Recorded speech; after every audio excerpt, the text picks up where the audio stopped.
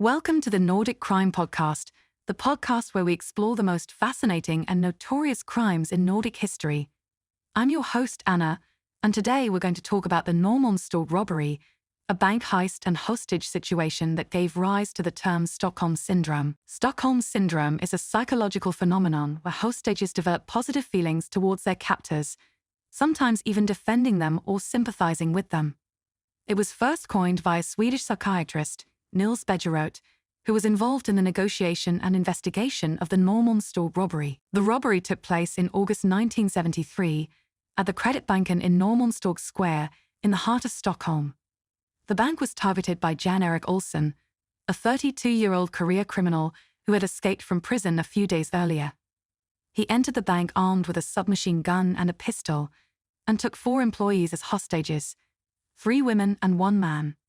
He demanded a large sum of money, weapons, bulletproof vests, and a getaway car.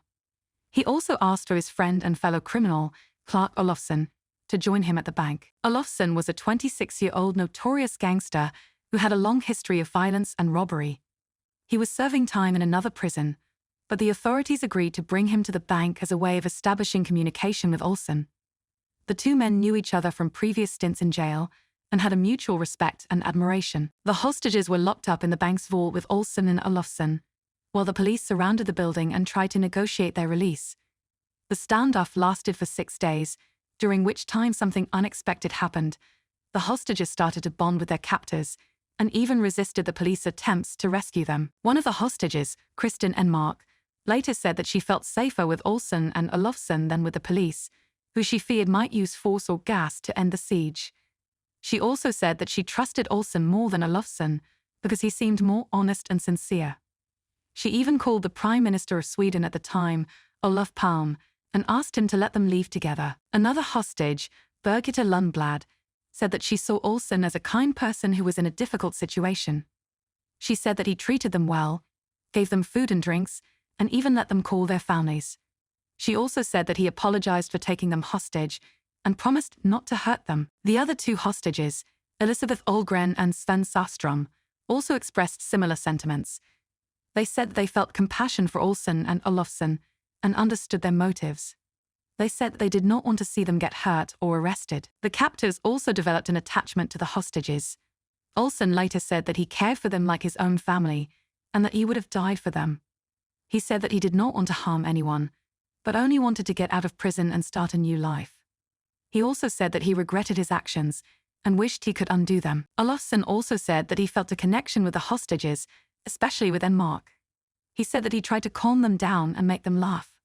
He said that he did not consider himself as a robber or a kidnapper, but as a mediator between Olsson and the police. The relationship between the hostages and the captors was captured by the media, who broadcasted live footage of the siege.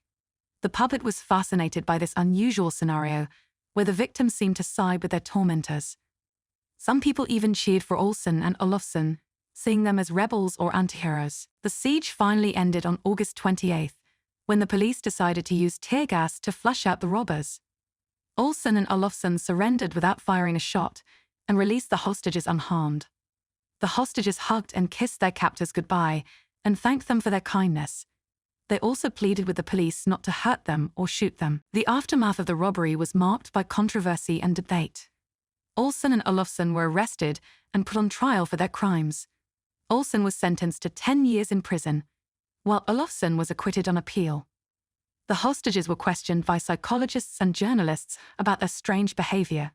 They were accused of being brainwashed or suffering from some kind of mental disorder. However, they maintained that they acted rationally and voluntarily during the ordeal. They said that they developed genuine feelings for their captors, based on gratitude, empathy, and survival instinct. They said that they did not suffer from any trauma or Stockholm Syndrome, but rather from a human connection that transcended the circumstances. The Norrmalmstorg robbery became a landmark case in the study of psychology, criminology, and sociology. It inspired many books, films, and documentaries, as well as other similar incidents around the world. It also raised important questions about the nature of human behavior, the dynamics of power and control, and the meaning of loyalty and love. That's all for today's episode of the Nordic Crime Podcast. I hope you enjoyed this fascinating story of the Norrmalmstorg robbery and the origin of Stockholm Syndrome. If you like this podcast, please subscribe and leave a review. Thank you for listening, and stay tuned for more true crime stories.